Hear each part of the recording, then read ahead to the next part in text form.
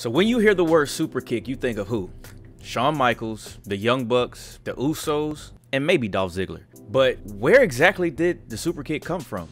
So in today's video, we will be looking at the history of the super kick, another video from Wrestling Flashback. Definitely make sure, like I said, if you guys aren't subbed, be sure to go show them some love, give them a sub. And I know, man, I remember when I was younger, man, I always used to, you know, try to super kick cousins, slap in the thigh, try to make it extra loud, which, I mean, if you think about it, it doesn't make sense. But it sounds good and it looks good. So we're gonna check this video out for the history of the super kick, wrestling move origins. So yeah, let's check it out. 1, 2, is this on?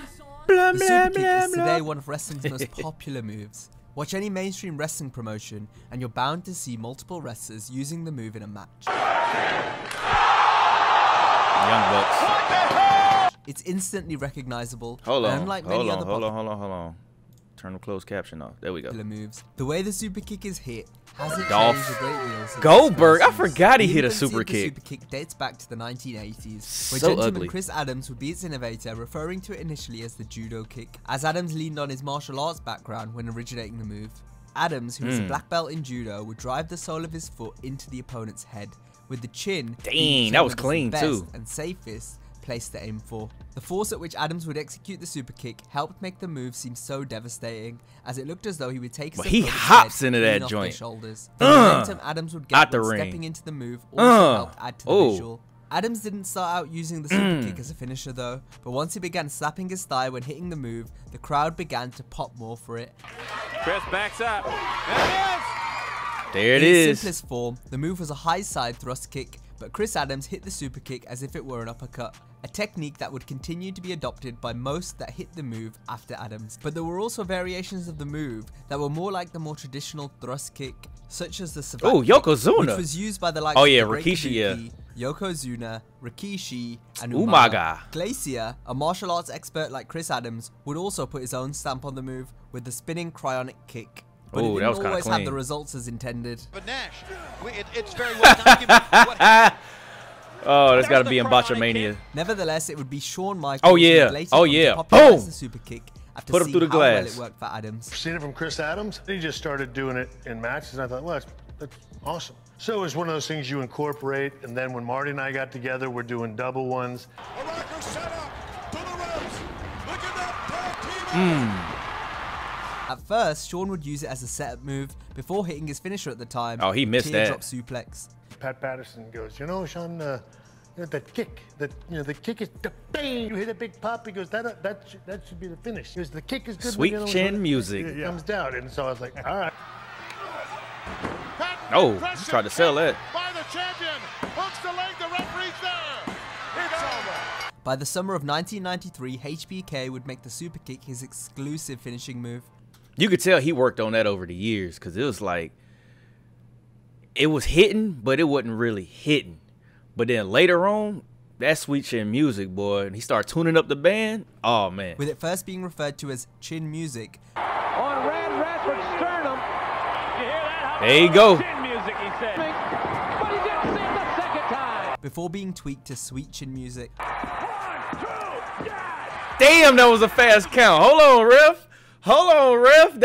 That was a little too fast. Like, jeez. Sweet chin music. Bias? That was a 2 count. Michaels would begin to stomp his feet to signal the sweet chin music was coming. Tuning up the as band. the Heartbreak Kid tuned up the band. The sweet chin music would earn Shawn much Ooh. success over the next few years, as it became one of the most Yeah, that's when he famous leaned into finishers it. in wrestling. Shawn's version of the super kick differed from Adams and the Savate kick, as Michaels would lean away from the target to reduce his thrusting power, and thus the power of the kick, doing so in order to protect his opponent from being kicked hard in the face. However, He martial sold arts it, though. specialists such as Eric Bischoff were not fans of HBK's technique. That was just a horseshit super kick. When all of your body weight is leaning away from your intended target, that ain't a kick. Leaning way back where your head's about 8 inches off the mat while you're kicking up in the air, you couldn't crack a fucking egg with that kick. Hurt, but he's back. Ooh. In WWE, the move would largely only be allowed to be used by Shawn, bar a few exceptions. Book.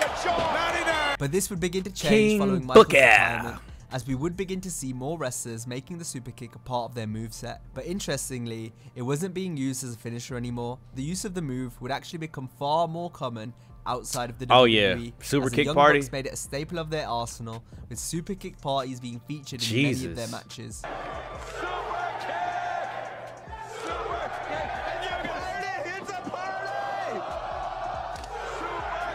Yeah, I mean, it's cool in matches now, but it does kind of dilute like the effect of it. Like you can't necessarily, you super kicking everybody and they keep getting up, because at that point it is no longer a finisher. It is just a common move, just like the DDT in the other video we did. Like that was a finisher at one point, but now it's so common, it's like a setup. It's almost like a signature to set up for the finisher. I play too much WWE 2K. Overuse of the move would lead it to become less impactful. It would still get reaction, but it was hard to buy it. Are you serious? When so many wrestlers were using this, what they was doing in Ring of Honor? The most abused move in wrestling today is a super kick. Yeah. Guys are going to be probably going to be pissed at themselves a couple years, 3 years down the road when all of a sudden a super kick is no more than a clothesline. Oh yeah, Gargano and Adam Cole. Ooh. Man, I missed that NXT. The leg slap would also start the to Usos. take away from the effectiveness of the move, with WWE even telling their talent to avoid slapping their leg when hitting any type of kick. Instead of taking your hand and starting closer to your body, some of our talents, they reach way out here. Right. So you see their hand way the hell out here, separated from their body, and then they come slap. That's my problem. As a talent, you're being too obvious. This could be it. The Superkick remains a legendary. Run that back, Turbo. Too Jesus. Obvious. This could be it. Oh, perfect timing. Wrestling move. It was smartly adapted from judo into pro wrestling by gentleman Chris Adams, and then taken to new heights by Shawn Michaels. Digging deep in the guts. Dang, Ray. As it continues to take the heads off opponents to this very day. Welcome to the party. Where's the one with Shelton Benjamin, though? Even though it's not much of a finisher anymore, Dolph Ziggler is doing his best to try and change that. Super kick! Super kick! Super kick! The super kick always looks great and can be hit on anyone. And they gotta have the one with. Oh, there you go. I was about to say they gotta have that one. They gotta have that one. Wrestling move in this day and age. What's your name? Stan. Oh, see, I just kicked Stan. And that brings us to the end of this video. As always, if you enjoyed the video, be sure to give it a like and subscribe to the channel. For sure. Also, do check out our latest video on Wrestling Move Origins, where we look back at the history of the DDT. Hope you have a great covered day, that one. And I'll see you next time. Yeah, we covered that one. Don't want to run it back. But yeah, man, that, like, I figured Shawn was going to have a very big influence, but before him, I had no idea exactly who was responsible for the super kick. But that makes sense. It came from judo, so it was, you know, it wasn't based off of anything wrestling related. So definitely learn something new. But Lord, like, they are running it into the ground, and you gotta really blame the Young Bucks. Like, the Usos, they do it to a certain degree, but Jesus, did you see that? Like, that's nuts. That is how you kill a wrestling move. And like they said, that's gonna turn it into a clothesline. But when it's done correctly though, I still can't be mad at it. Like that Ricochet, I think that was Ricochet, but that Shelton Benjamin, that's the one that I distinctly remember. But what's one of y'all's favorite super kick moments? Like whether it's from Shawn, Dolph, the Usos, the Young Bucks, Adam Cole, I always do that. Bebe, like, let me know in the comments which one of y'all, which one of the super kicks from whoever was your favorite. Definitely hope you guys enjoyed the video. Appreciate y'all for watching, and I will see y'all back in the ring. Peace.